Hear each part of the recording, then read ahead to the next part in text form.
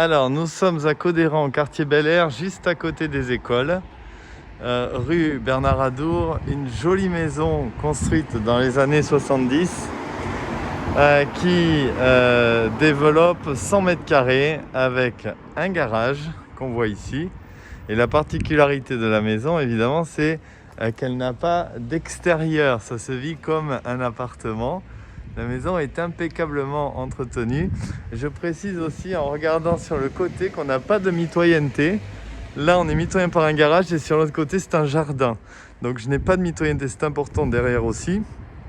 Et j'ai ce pan de mur là qui va faire l'objet de travaux, qui est déjà payé par le propriétaire, d'une isolation par l'extérieur. Je rentre directement, hop, porte centrale qui va me permettre d'accéder à la pièce principale. La pièce principale qui développe 31 mètres carrés avec une double exposition. J'ai les ouvertures de la maison qui sont plein sud, donc qui donnent sur la rue Bernard Adour, qu'on voit ici. Voilà, et j'ai effectivement ces carreaux de verre qui donnent plein est. Donc le matin, effectivement, baigne de lumière la pièce, c'est très agréable. Au niveau des prestations, c'est une maison qui est très soignée, avec du parquet massif au sol, une cuisine entièrement aménagée et équipée qui est très fonctionnelle. Effectivement, on voit en prenant un peu de recul qu'on a une pièce qui est très bien proportionnée. J'ai, en entrant tout de suite dans l'entrée sur main gauche, une porte qui accède au garage. Donc là, j'ai un véritable garage qui permet de rentrer un véhicule si besoin. Alors, comme beaucoup de Bordelais, effectivement, le garage sert surtout de buanderie, de rangement, d'étagères, vélos et autres. Mais on pourrait tout à fait rentrer un véhicule. On aperçoit ici la chaudière, puisqu'on est sur un système de chauffage au gaz. Maison qui est extrêmement bien isolée, malgré le DPE qui est assez incompréhensible, je reconnais. On est à 68 € par mois de gaz sur 10 mois, ce qui, somme toute, est très faible.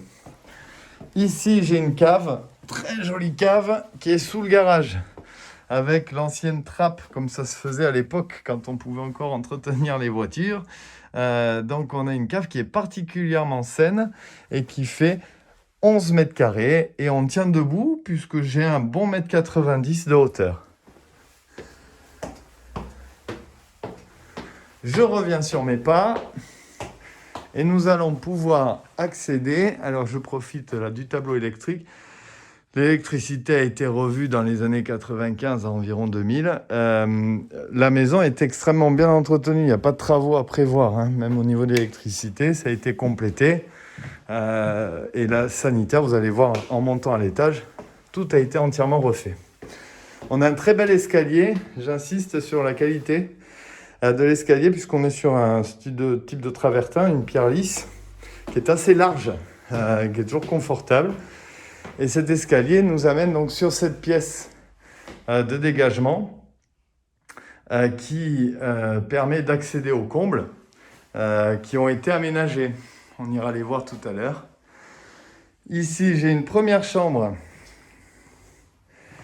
Alors, les chambres sont très agréables. Parce que, bon, mais évidemment, elles sont lumineuses puisqu'on a des grandes fenêtres. On est plein sud, donc effectivement, on est vraiment baigné de lumière. Double vitrage qui vient d'être refait, donc excellente isolation phonique et thermique. Donc cette chambre bénéficie d'un placard.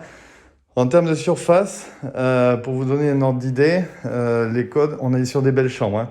La plus grande à côté fait 15 mètres carrés, celle-ci doit faire 13 mètres carrés, c'est des vraies chambres. Voilà. On revient juste pour voir le dégagement qui peut tout à fait faire l'office de bureau. On retrouve les radiateurs en fonte de l'époque. Deuxième chambre, celle-ci est très grande. En plus, elle bénéficie d'un grand dressing sur tout le pan de mur.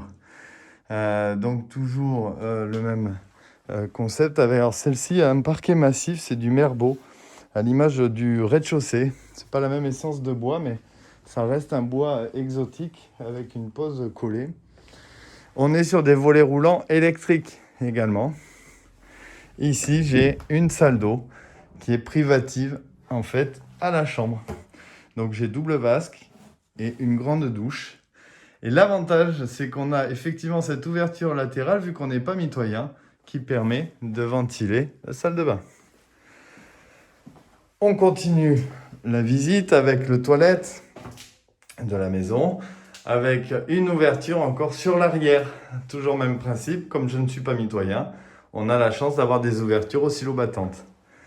Et deuxième salle de bain, donc là j'ai une salle de bain avec encore un système d'ouverture qui a été revu.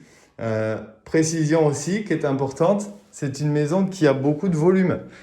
J'ai une hauteur de plafond au niveau du premier étage qui avoisine les 2,90 m, donc ce qui offre évidemment un volume intéressant.